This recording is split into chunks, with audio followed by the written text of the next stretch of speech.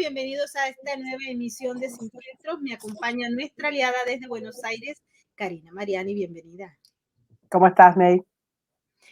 Muy bien, por acá con muchas informaciones que pues a veces a uno le duele la cabeza de tanta cosa que sale desde la Patagonia hasta acá, hasta los Estados Unidos. Pareciera que el Foro de Sao Paulo no duerme, ni tampoco todos los aliados del Grupo de Puebla. Ya viste lo que ocurrió con Andrés Manuel López Obrador este fin de semana, cuando hubo un revocatorio con una muy baja participación, pero que él ha utilizado como una herramienta, por cierto, como la utilizó Hugo Chávez y como la ha utilizado Nicolás Maduro.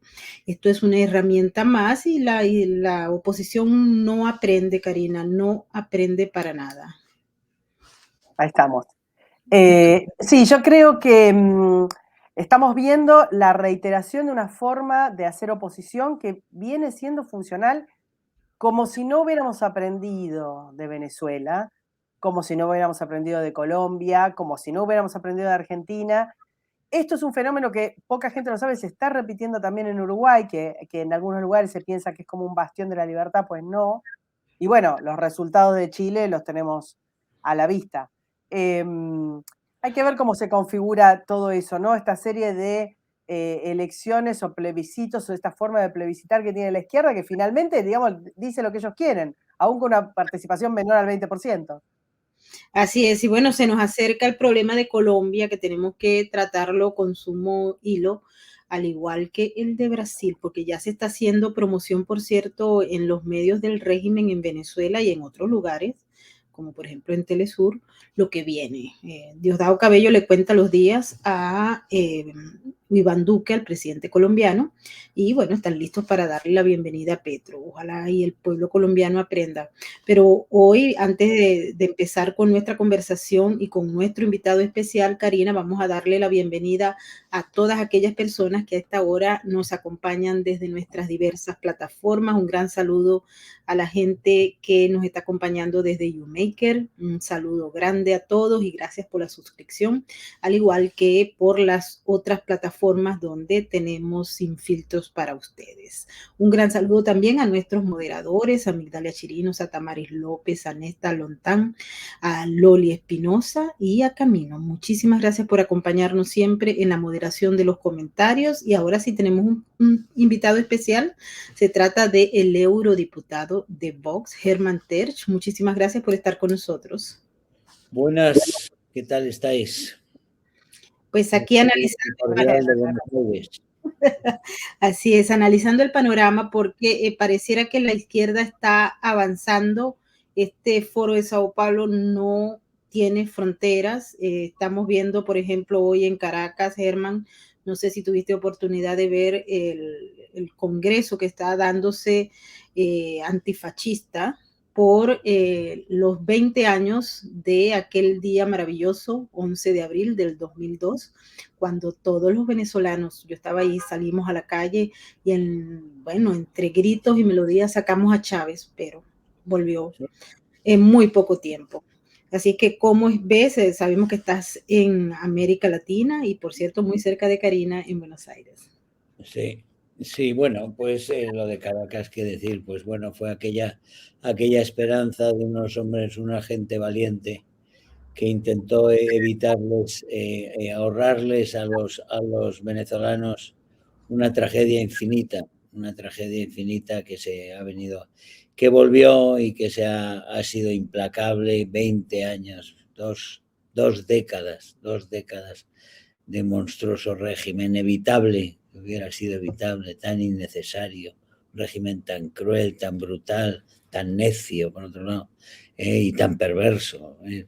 Es un auténtico drama y ahora simplemente pues ya consolidado como lo que es uno de los grandes bastiones del crimen, porque es de lo que estamos hablando. Ya no hablamos de política, estamos hablando de crimen organizado, crimen súper organizado, crimen magníficamente organizado. Estamos hablando de una inmensa multinacional del crimen.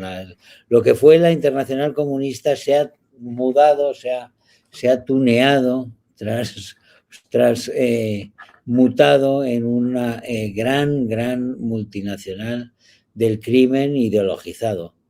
Y en eso estamos, y trasciende, por supuesto, va mucho más allá de las fronteras de Iberoamérica, de Venezuela y de toda Iberoamérica, de toda América, y entra de lleno en Europa, entra de lleno en las estructuras de la Unión Europea, por supuesto, entra en el gobierno español, donde está no solo está presente, sino está muy, muy activo y es muy decisivo lo que decide y lo que se decide en todos esos centros de poder, que son, por un lado, La Habana, que siempre será la cabeza de la serpiente, pero también en Caracas, donde tienen tantísima información sobre tantísima gente española y no española, de todos aquellos que han participado en el colosal botín de estos 20 años, claro, del botín que fue primero de PDVSA y de los petróleos, y que después se fue trasladando y transformando en el botín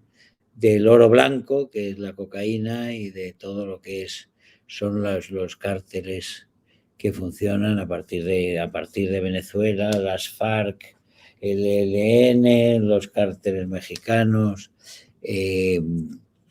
Correa, Evo Morales, Bolivia otra vez, Perú, intentando integrar a Perú dentro de todo lo que es una región productora. En fin, estamos pendientes ahora de esa incógnita con Colombia, con un Petro que vamos a ver, quiero decir, un Petro que en los últimos años se ha producido. Fíjate que los colombianos son una gente despierta porque lo han tenido que ser toda su vida, porque las condiciones se lo han exigido y porque han estado en guerra mucho, mucho tiempo y la han ido ganando y se han batido como nadie, y sin embargo, de repente muchos parecen haber perdido en esa amnesia educacional que nos transmite también esa gran mentira que es la socialdemocracia europea, que viene a ser, digamos, el comunismo vegano, de las dosis suaves para llegar al mismo resultado tóxico de lo que es el comunismo caníbal de este lado. Entonces vemos que a algunos colombianos se les ha olvidado quién es Petro, se les ha olvidado el M-19, se les ha olvidado los muertos, se les han olvidado las bolsas de dinero y se les ha olvidado quiénes son los que ayudan y quiénes están con Petro y qué es Petro, sino una pieza más de esa gran multinacional que claro que quiere incorporar a través de Petro, se incorpora una de las joyas a ese negocio, a ese inmenso, colosal negocio, al poder de ese negocio. Y vamos a ver también qué pasa con Brasil, porque en Brasil con Lula pasa lo mismo.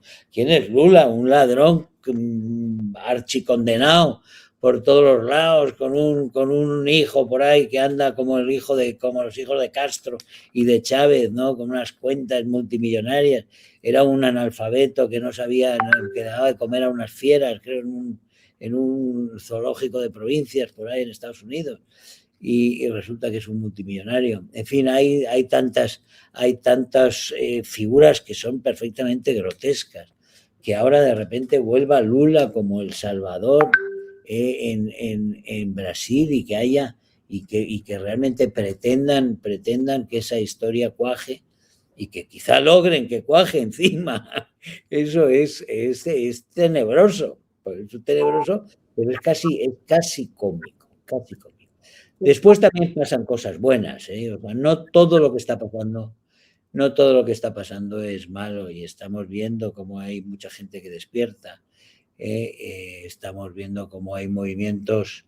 Bueno, estamos viendo cómo se disuelve el Partido Socialista francés, que han anunciado su disolución, que vamos, eso es, por ejemplo, todo un hito para brindar. Ahora solo faltaría que se disolviera Mélenchon, y después los veganos, esos veganos de los que hablo y me refiero a Macron. Pero bueno, pasando otra vez, digamos, a este lado, yo estoy en la Asamblea Parlamentaria Eurolat, Europa, Latinoamérica, malamente dicho Latinoamérica, que debiera ser Iberoamérica, pero estamos en esta asamblea aquí en Buenos Aires, en el Congreso, con una hospitalidad magnífica que agradecemos al Parlamento argentino. Pero, sin embargo, ha habido una nota discordante nada más comenzar, que no ha habido más remedio que subrayar y que dejar claro que ha sido la presencia como presidente del Parlacén en la directiva de la que formo parte, de lo que es la Asamblea Parlamentaria, del nicaragüense, del delegado del dictador, porque no hay parlamentarios hoy en día que merezcan tal nombre en Nicaragua, del delegado del sanguinario dictador Ortega, que se llama además como él, Guillermo Daniel Ortega Reyes, que está presente, y no sé cómo no han logrado realmente hacer entrar en razón a todos los demás para darse cuenta de que no puede presidir un parlamento, un parlacén, un parlamento centroamericano, ni puede formar parte de la directiva de una asamblea parlamentaria alguien que es de un parlamento, que es de un organismo que no es un parlamento, porque los parlamentarios están en la cárcel y están siendo torturados, y los estudiantes han sido ejecutados, y las palizas se suceden, y la historia del régimen sanguinario de Ortega se dispara en los últimos años. Y lo último ha sido las elecciones, que han sido una auténtica monstruosidad y un insulto a toda América, un insulto a la democracia y un insulto a todos. Por lo tanto, también es un insulto que nos pretendan presentar en una mesa directiva de parlamentarios a un delegado de la dictadura nicaragüense. Es inaceptable, y nosotros se lo hemos dicho con toda corrección a nuestros anfitriones argentinos, que no podíamos estar en esa mesa directiva con este hombre, y que, bueno, ya participaremos en las demás actividades en las cuales no esté presente él, pero que desde luego esto es una anomalía que nosotros no podemos ignorar, porque estamos insultando primero a los nicaragüenses, que quieren votar y no les dejan, y matan a los que quieren presentarse, o los meten en la cárcel a los que quieren presentarse. Y aquí nos mandan, como si fuera un parlamentario, nos mandan a un personaje del régimen. Eso no es de recibo. Y por eso, como digo, por eso estoy aquí, no estoy reunido en este momento con esa mesa directiva. Por eso estoy con tan agradable compañía como vosotros, y no con Daniel Ortega. Hay que agradecerle a Daniel Ortega. Entonces, creo que Karina tiene una pregunta para ti, Germán, y luego continuamos con el diálogo. Adelante. Precisamente para mantenerte en zona. La descripción que hiciste de la influencia del Foro de San Pablo y cómo está funcionando la región es exacta. Ahora, ¿vos notás una decadencia de los personajes a la vez? Y ahí te quería preguntar precisamente con cómo lo estás viendo vos desde el punto de vista institucional. Si vemos a los presidentes, y estoy hablando de su calidad académica, diplomática y demás, tenemos, bueno, a Boric, a Castillo, a Alberto Fernández, o sea, como una generación, digamos, clase B, de lo que ya venía. ¿Vos notás en lo que tiene que ver con el Eurolat y con las acciones institucionales esa decadencia de los movimientos socialistas organizados? Más allá de que posiblemente es cierto que Colombia y Brasil están en riesgo, y nunca hay que dejar de decirlo, hay que recordarlo todos los días para que sepan en la que se pueden meter. Pero, ¿no te parece que en 10 años esto ha degradado enormemente? Es que son lo que son, o sea, que decir, no son precisamente el yerno ideal que se dice todos estos personajes, son el desecho de tienta. Es decir, la selección negativa es un fenómeno propio del socialismo, y de los partidos comunistas siempre tienen una selección negativa, los peores son siempre los que suben, que hay mucha literatura sobre esto, hay un libro de Michael Boslensky, me acuerdo, de los años 70, que los describía perfectamente. Estamos hablando todavía del aparato soviético, pero pasa en los movimientos izquierdistas y todo. Bueno, estamos viendo qué tenemos nosotros en España. Tenemos a un estafador mentiroso compulsivo, una especie de sociópata que no puede decir la verdad ni aunque le convenga. Es un personaje realmente enfermo y peligrosísimo, ¿no? Pero que son personajes muy o degradados como el Boric, ¿no? Que dan como cierta pena porque son seres desasistidos, ¿no? Después serán malísimos, pero son como intelectualmente desasistidos. Y por otro lado, estamos viendo que son personajes que salen de la jungla de los malhechores, son bandas. Estamos hablando de que no estamos hablando de política en gran parte, estamos hablando de delincuencia. O sea, quiero decir, las FARC, ¿qué son las FARC? Las FARC no es una escuela política, las FARC son una banda criminal, y de ahí salen muchos de ellos, ¿no? Y del M19 sale el candidato presidencial que tenemos ahora para Colombia, ¿no? Ni más ni menos. Bueno, y Sendero Luminoso impone... Tenemos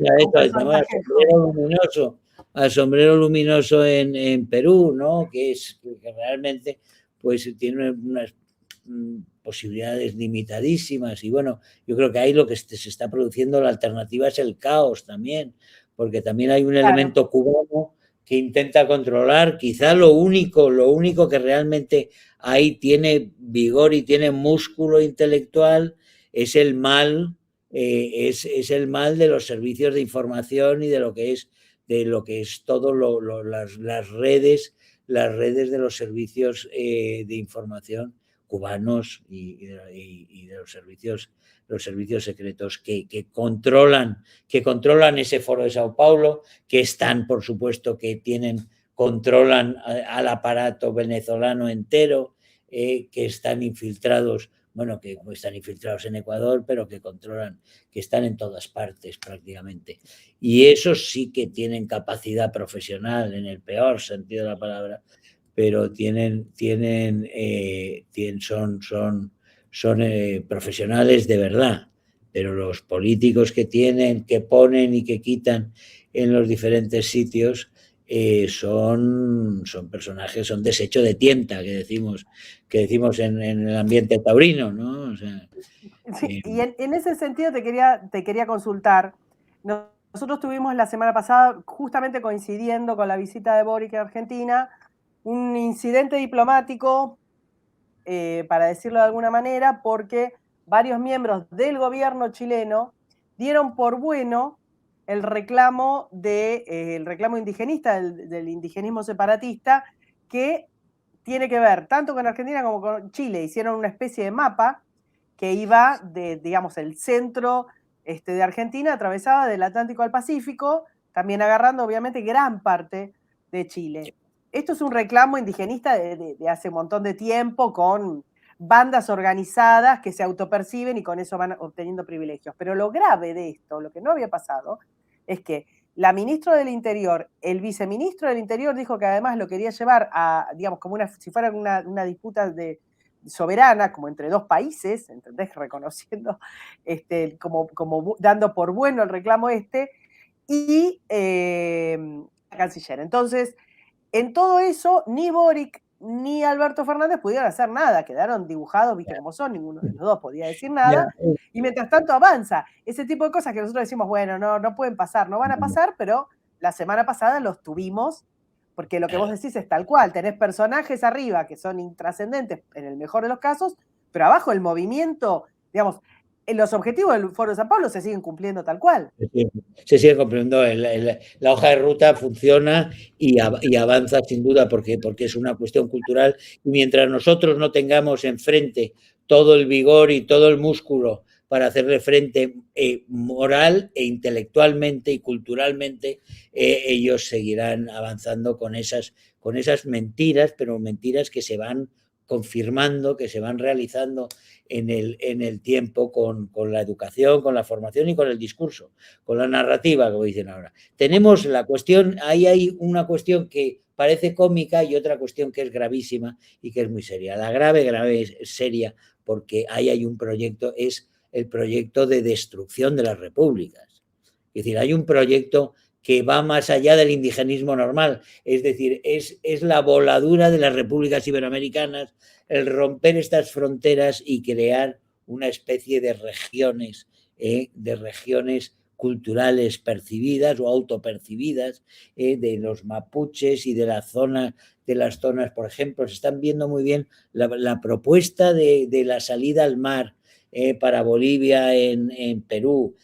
Ahí hay un elemento, ahí vuelve a haber, entra otra vez ese elemento también de que las fronteras no son lo importante, porque lo que estamos haciendo un continente distinto, un continente que vuelve a las raíces, y claro, molestan las fronteras, al fin y al cabo son herencia, digamos, de las colonias, ¿no? O sea, las repúblicas molestan porque son democracias o porque tienden a querer ser democracias o porque tienen unas estructuras de Estado que tienden a defenderse, aunque lo hagan mal, y entonces, pero molestan, y se trata de romper la nación, de romper las repúblicas y de romper lo que son los continentes democratizadores.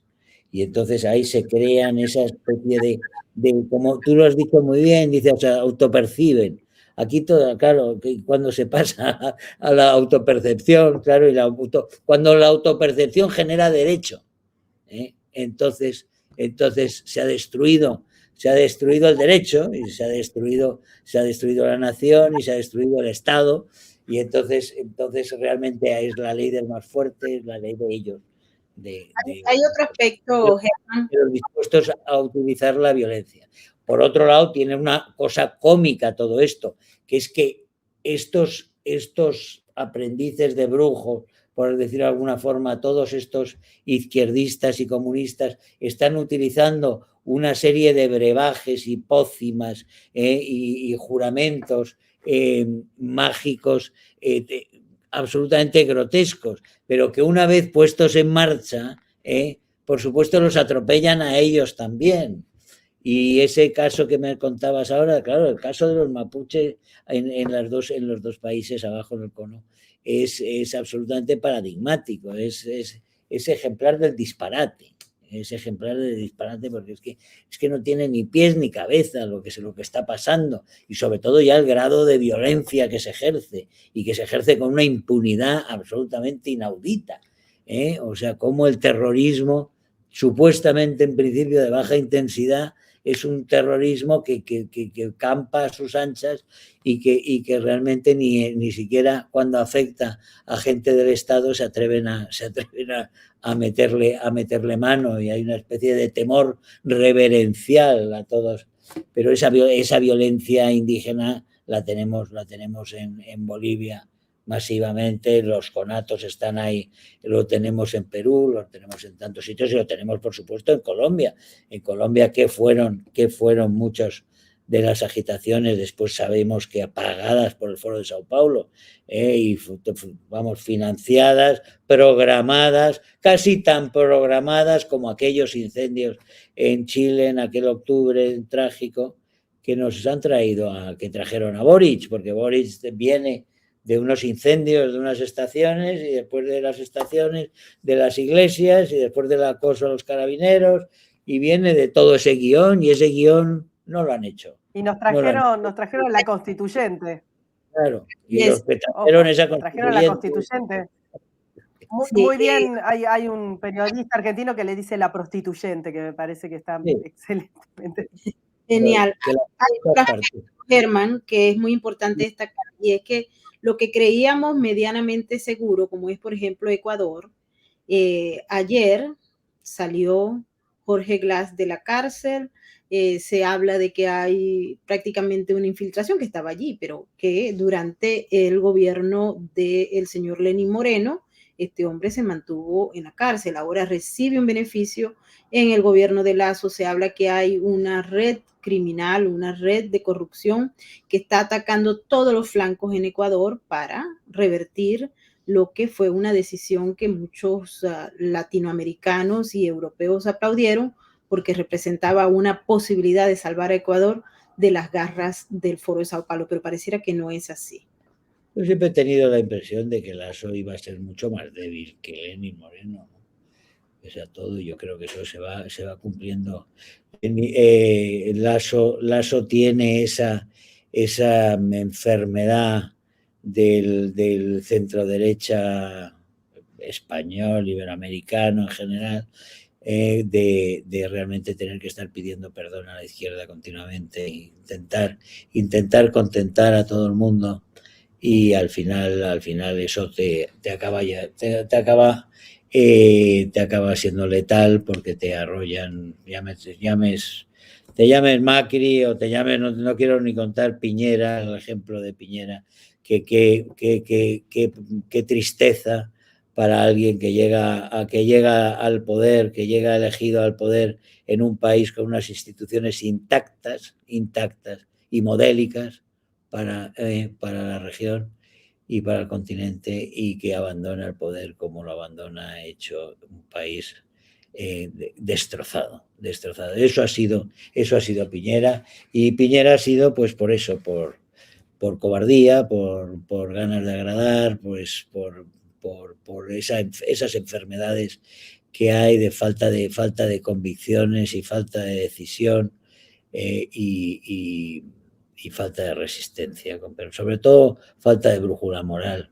Yo creo que es al final lo que pasa, y querer contentar a todos, querer llevar el país como si fuera un negocio, siempre por la conveniencia inmediata.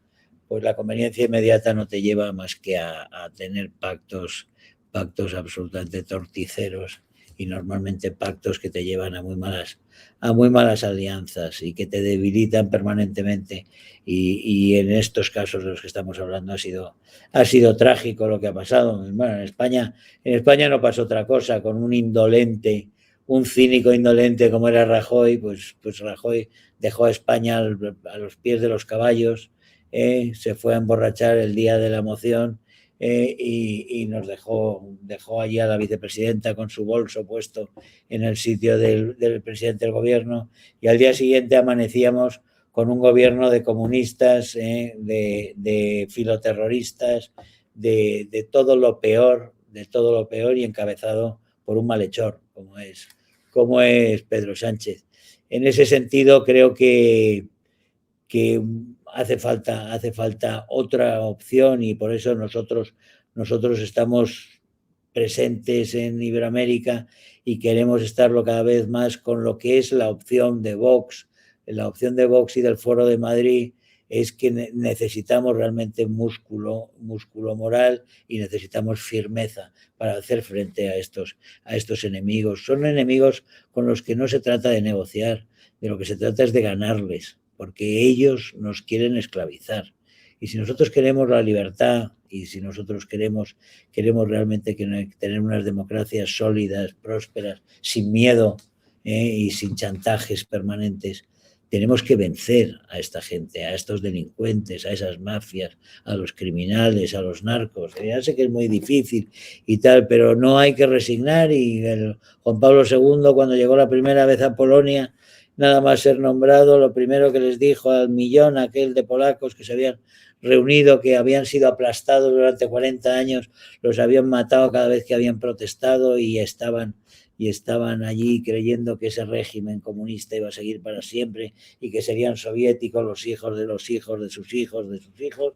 Pues les dijo: no resignéis, y con la fuerza con la fuerza de Juan Pablo II, y con la ayuda, por supuesto, de unos políticos que entonces existieron, que fueron Ronald Reagan y Thatcher, y gente que eran lo contrario que Piñera, pues con eso se logró que se tirara el muro, Primero empezar en Polonia, después pasar a Hungría, después pasar a los demás países y al final llegar a Alemania Oriental, cayera el muro y después cayó la Unión Soviética. Aunque el comunismo se transformó y tal, pero lo que está claro es que no hay que resignar, que hay que luchar y sobre todo que hay que acercar a la mentira. No se puede negociar con la mentira, porque no hay medio camino entre la verdad y la mentira.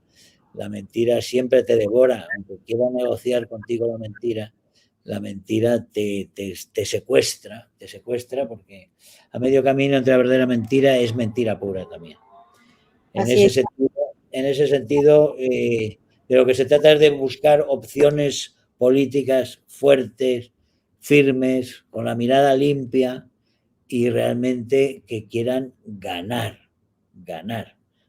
para una sociedad libre, para una sociedad en la que todos se puedan levantar por la mañana para trabajar sin tener miedo a que te roben, no tener miedo a que te chantajeen, no tener miedo a que maten a tu hija ni violen a tu hija, que los delincuentes paguen, en fin, una serie de elementos, digamos, básicos que casi se nos han perdido, nos hemos olvidado de ellos y que son bíblicos, muchos de ellos, pero desde luego son elementos que a lo largo de 3.000 años de civilización hemos ido montando y sabemos cuáles son, pero sin embargo llevamos muchas décadas, mirando hacia otro lado y haciéndonos y perdonándolo todo, y hemos tolerado lo intolerable y eso intolerable nos devora ahora.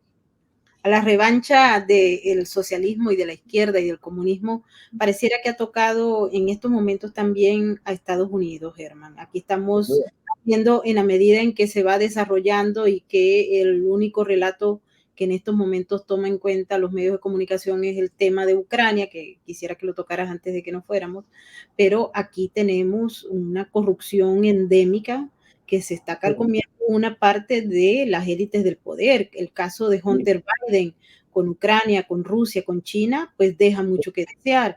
Y también esa lentitud a la hora de tocar temas que al Partido Demócrata no le interesan.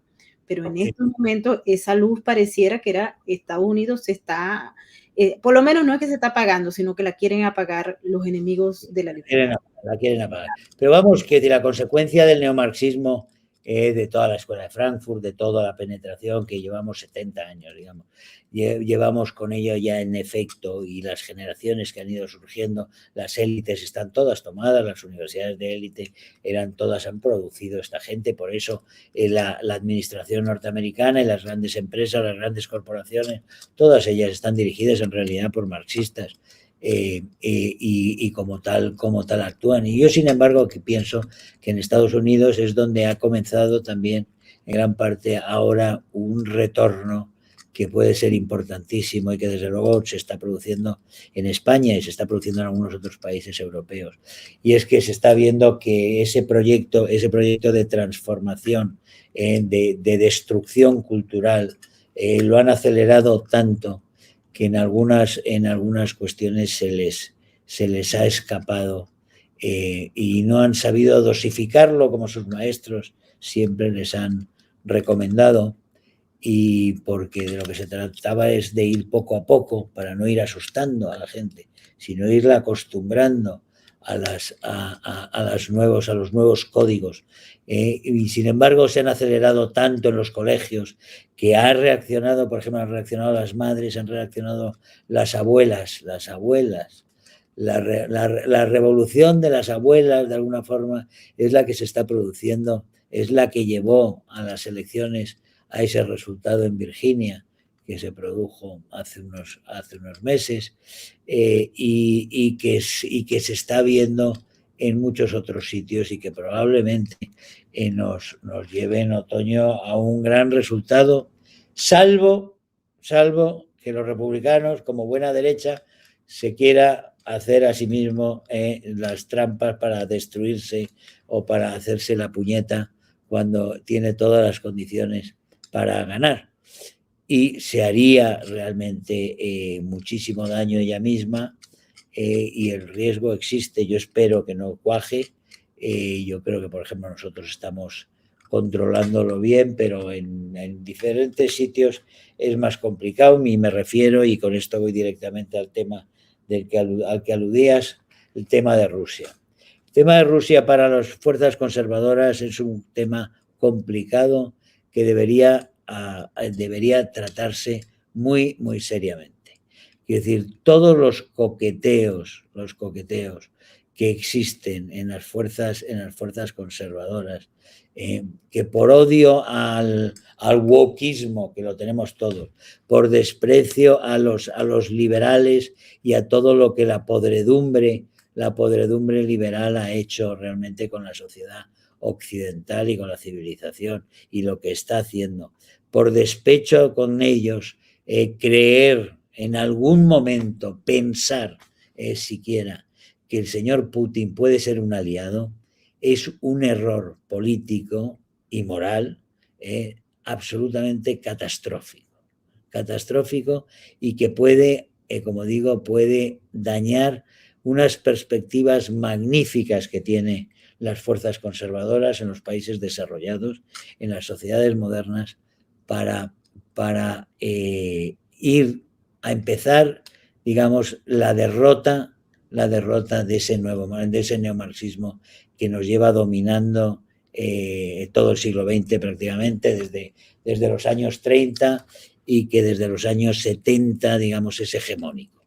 Desde los años 60, 70 es hegemónico culturalmente.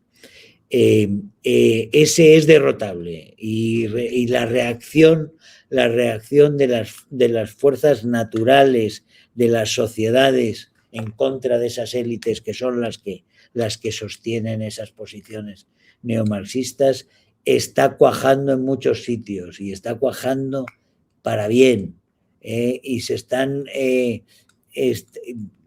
todavía, como digo, y hemos estado 70 años paralizados, 70 años cediendo, siempre cediendo, en todas las instituciones del mundo libre, desde la Iglesia a la universidad, a los colegios, por todas partes hemos estado cediendo.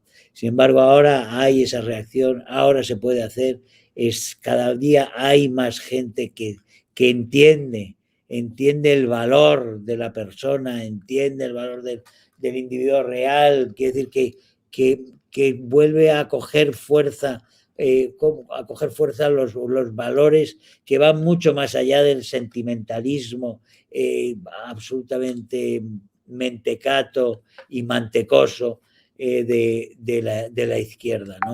Es decir, que hay unas posibilidades reales de hacer culturalmente algo importante y de rehacer las sociedades occidentales. Bueno, pues lo que nos lo puede estropear ahora es que haya gente que en esas fuerzas de verdad caigan en la tentación de pensar que el señor Putin, que era un chequista en Dresde, en la RDA, educado como chequista, que mata a su oposición, que ha matado a quien tuviera al lado que le molestaba, que se rige por la lógica del terror y del sistema del miedo siempre, y de la mentira, que ese hombre puede tener algo porque lleva un pope al lado, porque ha comprado a los popes, porque dice una serie de cosas que también está en contra de algunas cosas de las que estamos nosotros en contra,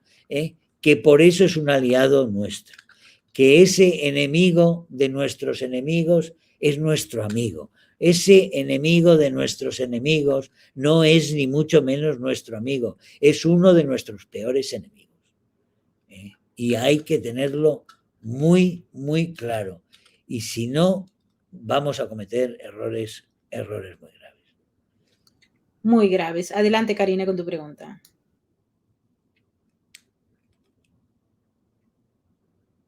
Karina está muda. Ahora sí. Ahí está. Sí, ahí va. Estamos hablando de nuevas fuerzas y de nuevas posibilidades para vencer este wokismo. Ya le decimos nosotros, ya hemos adoptado el neologismo, que también cierra con dos cuestiones me parece claves, que son en principio, por supuesto, viene Estados Unidos, la teoría crítica de la raza y la teoría del género.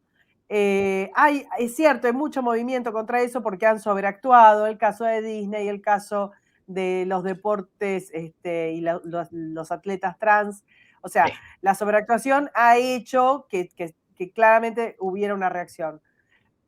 Ahora, a nivel político, que siempre la política partidaria va siempre un poquito más atrás de lo que vos decías, de esos movimientos cívicos, sociales de reacción frente a estas imposturas. ¿Cómo ves? Tenemos dos elecciones, la de Hungría y la de Francia, que han dejado quizás plasmado por lo menos un hartazgo de este tipo de políticas o de su apañamiento. ¿Cómo ves esto? ¿Te parece que esto es un camino de ida, que esto va a ir creciendo, o que es un caso particular, porque es el caso de Orbán, o porque, digamos, el pésimo gobierno y los maltratos a la población que hizo Macron generaron esta reacción? No, yo creo que ese es un camino que está cuajando en todas partes. O sea, en este momento tenemos a Giorgia Meloni como partido más votado en Italia, tenemos a los demócratas suecos como el partido más, en los sondeos, el partido más votado con 24%, los que eran la ultraderecha, los monstruos de la ultraderecha, pues son la fuerza más votada ahora en los sondeos en Suecia, en Suecia el tesoro de la socialdemocracia y tal. En fin, están pasando muchas cosas y lo de Hungría es un voto nacional que están hartos del atropello de la Unión Europea. Y la Unión Europea está muy nerviosa. En la Unión Europea, el aparachic, en las élites de la Unión Europea, que son yo los llamo pues es el comunismo vegano, ¿no? Es la socialdemocracia pura frente al comunismo caníbal. Están muy nerviosos porque ellos tienen unos planes tremendos, y esos planes tremendos dependen mucho de los resultados electorales, porque a ellos se les pueden bloquear muchos de los caprichos todavía, no controlan eso como para creer que no les importan ya las opiniones públicas en Europa, ¿no?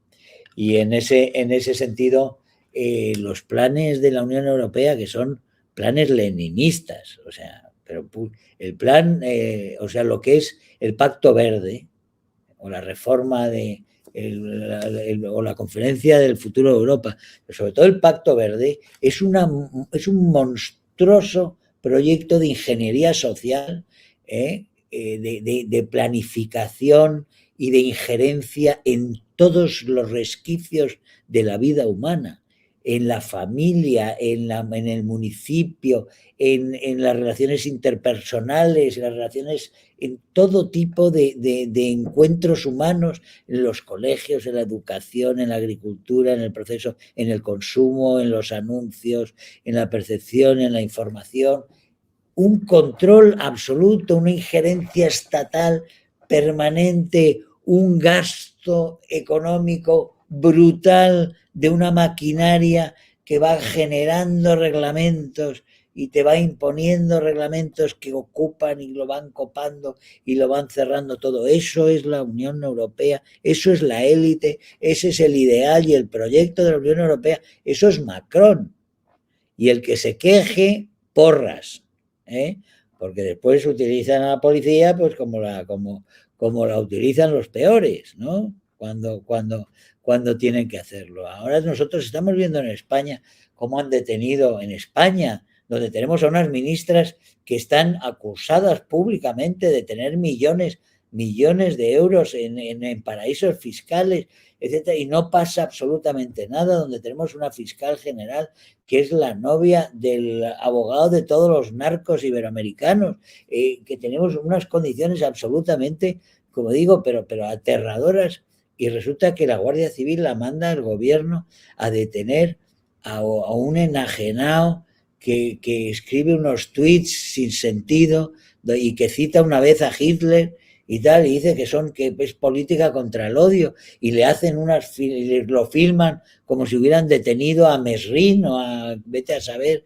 a qué gran cabecilla de qué gran organización, y es un pobre hombre, que decir, todo ese tipo de mentiras que tiene montada los gobernantes actuales, que están en esa élite, que están en esa socialdemocracia, que están en ese proyecto socialista vegano o comunista vegano, como queramos llamarlo, es un proyecto que avanza, que tienen todos los proyectos ahí, pero que están muy nerviosos porque las naciones les están respondiendo. Quiero decir, la nación húngara, a Hungría la han castigado, le han quitado 9.000 millones de euros, se los ha quitado la Comisión Europea de su ayuda para la recuperación del COVID, ¿eh? En un momento en el que está recibiendo centenares de miles de refugiados ucranianos. A Polonia se le acaban de abrir el proceso para quitarle el dinero también, cuando tiene 2.800.000 ucranianos que ha acogido Polonia, y le quieren quitar el dinero, y quieren quitar el dinero a uno porque no hace lo que quiere con los jueces en casa, una serie de procedimientos que en otros países aceptan sin cuestión, como pasa con España, ¿eh? Y a Hungría, pues porque no quiere educación LGTB, no quiere que las camarillas del LGTB vayan a los colegios a adoctrinar a los menores de edad en la enseñanza primaria, que se ha negado a eso porque los padres no quieren, y está en su programa electoral, y ha ganado las elecciones como las había ganado antes, con mayoría absoluta, pero muy, muy absoluta. Muy, muy absoluta. ¿Y por qué la ha ganado con esas condiciones? Porque saben que va a defender lo que ha dicho, frente a aquellos que no hacen más que engañar a la gente, y lo que hacen es su proyecto de transformación. No están defendiendo los intereses de la gente, están defendiendo sus programas de transformación ideológica y de adoctrinamiento que hacen. Y ahí está la diferencia. Y nosotros somos los que tenemos que decir, nosotros defendemos los intereses de la gente. Nosotros no queremos cambiar a la gente, ni queremos cambiar el mundo.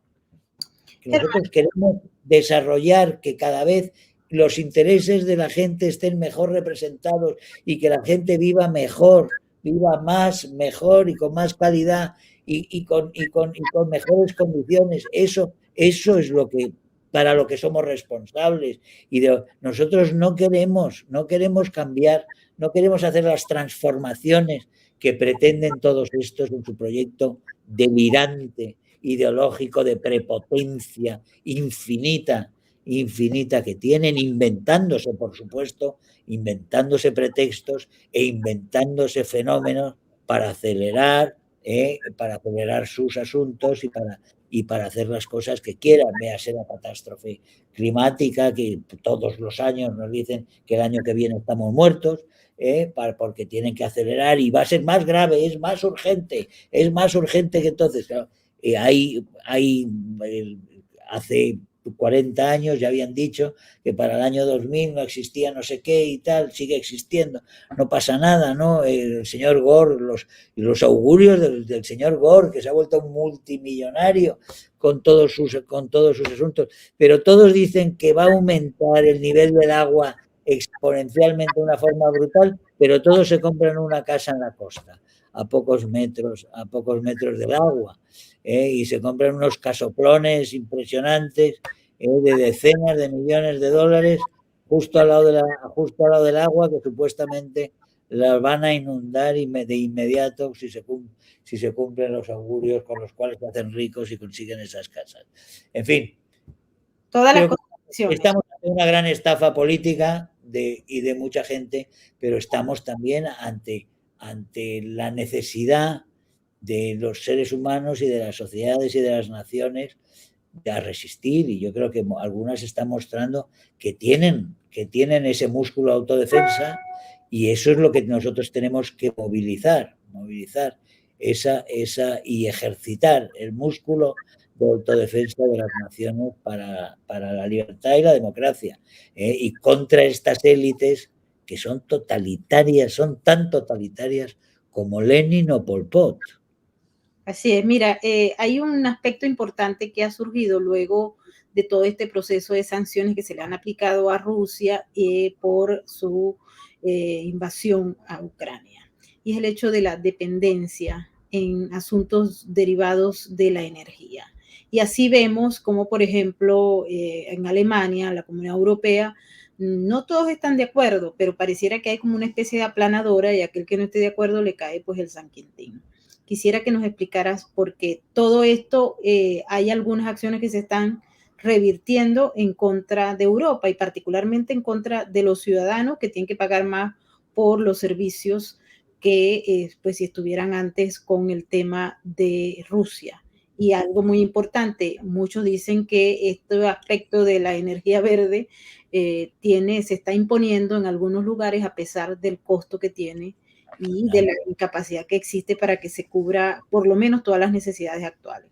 Es que es una farsa, claro, es que es la farsa que nos ha llevado a la dependencia. Es que gran parte de ese ecologismo que nos ha llevado a esta dependencia es un ecologismo fomentado por aquellos de los que somos dependientes ahora. Es decir, igual que la Unión Soviética financiaba el movimiento pacifista en los años 80, han financiado el movimiento ecologista antinuclear, eso, y ha estado ahí, y después ha habido una serie de políticos, y entre ellos los alemanes muy destacados, y sobre todo Merkel, que es una de las grandes figuras culpables de la evolución desastrosa de Europa de los últimos 20 años, que es la señora Merkel fundamentalmente, que ha destrozado su país, ha destrozado su partido, por supuesto, y ha creado para toda Europa unas debilidades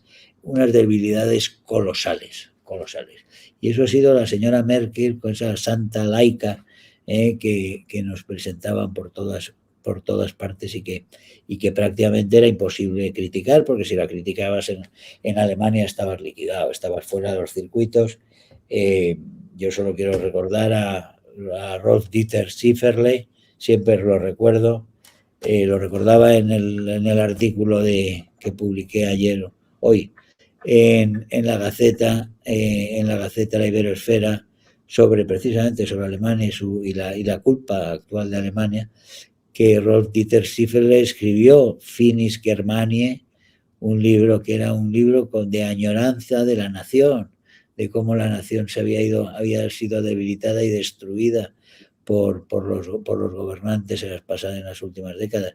Bueno, el señor Schifferle, que era un académico muy reconocido y que llevaban a dar conferencias y a las televisiones y daba clases en 3 universidades a la vez, una de ellas suiza, otras 2 alemanas, se quedó sin trabajo, se quedó sin circuitos, se quedó sin televisiones, se quedó sin poder publicar, le empezaron a insultar por todos los lados, le empezaron a llamar nazi, y un año y medio después de publicar Finis Germaniae se suicidó. Otros casos no son tan drásticos, pero que han sido la muerte civil. Conozco muchas víctimas de la muerte civil por haber hablado algo, y muchos de ellos que hablaron en su momento, pero después se han dado cuenta de que simplemente no se lo pueden permitir, ¿no? Y en Alemania, la homogeneidad mediática en Alemania es terrorífica. Cuando es en Alemania es peor que en ningún sitio, porque hablan todos de la persecución de la prensa en Hungría. En Hungría no hay persecución, en Hungría hay medios a favor del gobierno, eso es verdad, porque hay medios de derechas en Hungría, y eso choca en muchos sitios, porque en España no existe. Y en la mayoría de los sitios de los países americanos tampoco existe una prensa real de derechas. En Hungría, digamos que la mitad de derecha es la mitad de izquierdas. En Alemania toda la prensa es ya igual. Desde la Frankfurter Allgemeine, que yo leía desde pequeño, que era una prensa conservadora, a la prensa izquierdista, o el Spiegel, o el Tageszeitung, o lo que sea, todo es lo mismo ahora. Todo parece redactado por Greta Thunberg. Germán, precisamente eso te iba a consultar. El año pasado, cuando fue el G20, ¿te acordás con la famosa que tiraron la monedita y se sacaron la foto y qué sé yo? Hasta ese momento, las relaciones con Putin eran excelentes. Putin era el mismo Putin que estamos criticando hoy. Digamos, ya había, era el Putin de... había anexionado Crimea. Y tenías la Segunda Guerra de Chechenia, y tenías Siria, digo, ya tenías con qué. Y sin embargo, estaban, ni hablemos también con Xi Jinping, a los abrazos. Y no estoy hablando de mucho tiempo atrás, estoy hablando del último G20 y a la semana siguiente estuvo la reunión del clima. Y hasta ese momento, y vos recordaste un caso paradigmático de denuncia de lo que era el Pacto Verde, al que nadie le dio bolilla, después vienen de las cosas más básicas a la cosa más fuerte, diciendo terraplanista, negacionista, nazi, que querés matar el planeta y yo qué sé cuántas cosas más. Bueno, es un Ahora asesino. bien, absolutamente. Ahora, digamos, ¿qué alarma, qué contrapeso, qué aprendimos en este tiempo en el que nos dimos cuenta, perdón, y el mismo Putin y el mismo Trump se reían de la política energética de Alemania, no sé si te recordás, hace no tanto tiempo, un par de años, porque se veía. Sin embargo, se negó. ¿Qué Trump no se alarma, qué reía, nuevo? Trump Bien. no se reía. Trump la denunciaba. No, Trump les advirtió. Y Sí, sí, y ahí no sé si te recordás una entrevista a Putin en la que Putin le dice, no sé con qué se van a calentar, se les mata de risa. Digo, esto que vos marcás del monopolio de la verdad única progresista, plasmado en estas agendas, ahora cuando ves que se metieron solitos en la boca del lobo y que tienen una dependencia de la cual no pueden salir, lo estamos viendo con los pagos millonarios que se hacen a diario a Putin. O sea, es Europa la que está financiando el esfuerzo bélico de Putin. Entonces, ¿qué aprendimos? ¿Vos te parece que esto puede cambiar y la gente va a decir, no, realmente el Pacto Verde era algo que no se sostenía, no tenía ni pies ni cabeza? ¿Te parece que algo de todo esto se puede modificar o nada? Yo creo que estamos en ello. Yo creo que ellos van a intentar, ellos se desesperan. Yo lo veo en Bruselas toda la semana. Ellos van a intentar desesperadamente volver a una especie de business as usual, de cotidianidad en la lucha climatológica o como quieras llamarla y tal. No van a poder y van a tener cada día tienen mayores dificultades. En realidad todo esto era un artificio y este artificio ha estallado. Si en realidad ha estallado. La guerra esta hace saltar por los aires todo esto. Había habido antes algo ya que había hecho la primera quiebra y es el virus, la pandemia y la visión que de la pandemia que de China se tenía en Occidente. O sea, en Occidente, si nos recordamos bien, hace solo año y medio, el 30 de diciembre del 20, 30 de diciembre, un día antes de Nochevieja, todo el mundo haciendo ya sus festejos y tal, salieron públicamente en Bruselas, salen después de una videoconferencia que han tenido Merkel, Macron, von der Leyen, Charles Michel y Xi Jinping, los 5, ellos se lo guisan, ellos se lo comen, sin consultar a ninguno de los otros 26 miembros de la Unión Europea que no sabían nada al respecto. Y salen ellos presentando el 30 de diciembre un plan general de inversión en China, que era una deslocalización masiva, pero incluso agrícola, que podía haber sido una catástrofe, por ejemplo, para España, pero de llevarse producciones clásicas de los países europeos y a China. De deslocalización, de hacernos aún más dependientes de China, después de haber estado 2 años viendo la dependencia que habíamos tenido en cuestión desde antibióticos hasta mascarillas, la dependencia brutal que habíamos tenido, más dependencia. Oye, y ese plan que era un horror y que denunciamos algunos en el Parlamento Europeo en los días de enero del 21, ese plan ha muerto. con un informe en la Unión Europea, en el Parlamento Europeo, el informe sobre China, que supone un giro de 180 grados, que la gente no ha sido consciente porque tampoco no se ha reflejado en la opinión pública de la forma que debía haber sido, pero que es un giro de 180 grados en la actitud europea sobre China. Sobre China ya no es un amigo y retador, que nos animamos todos a la competencia y tal. No, China es un enemigo.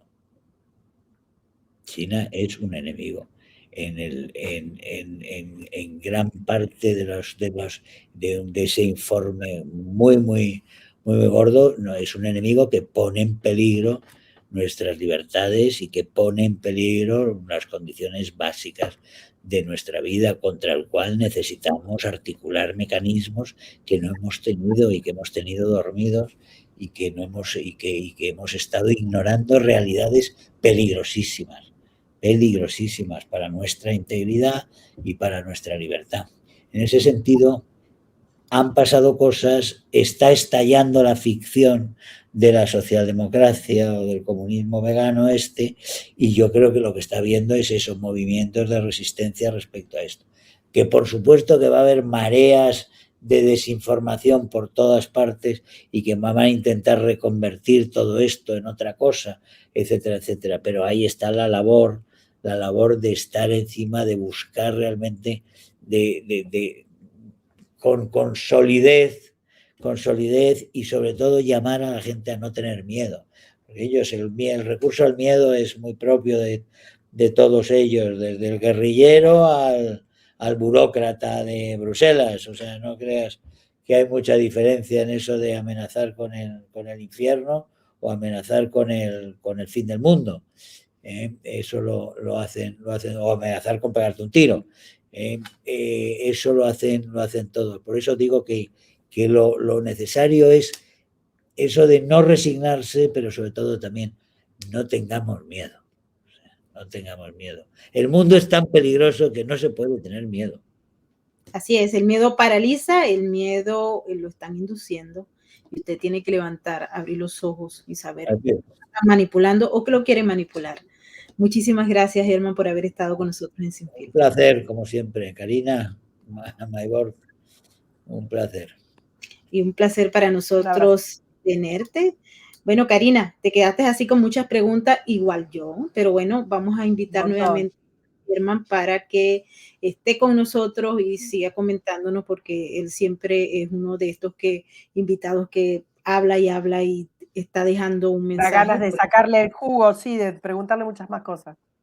Exactamente. Bueno, para la próxima planeamos un programa de 2 horas con Germán. Pero por ahora queremos darle las gracias a toda aquella audiencia de las diversas plataformas que nos han acompañado en esta emisión del día de hoy. Mil gracias, Karina, por estar con nosotros siempre. Por cierto, que están invitados a sus redes sociales y también a los periódicos donde ella escribe, que está escribiendo maravillas. Se los prometo que no se van ni siquiera a arrepentir. Van a tener que comerse esos textos porque están buenísimos. Karina. Bueno, muchas gracias, Maybor, y nos vemos en la próxima.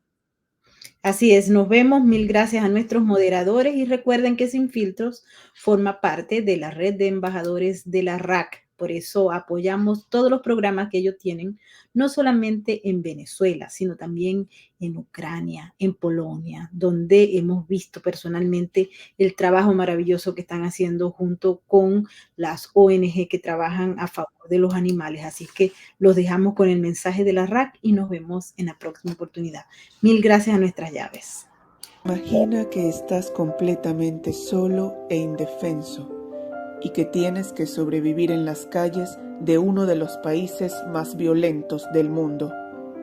Imagina que no puedes hablar, que tienes 4 días sin comer, que tienes sed y no encuentras agua, que te golpean mientras intentas dormir y que eres invisible para quien puede ayudarte. Ahora sabes lo que siente un animal abandonado. La Red de Apoyo Canino trabaja desde hace 15 años para cambiar esta realidad. Gracias a sus programas, miles tienen hoy una familia. La calle no es hogar. Conócenos, síguenos, únete a la RAC. Juntos salvamos vidas.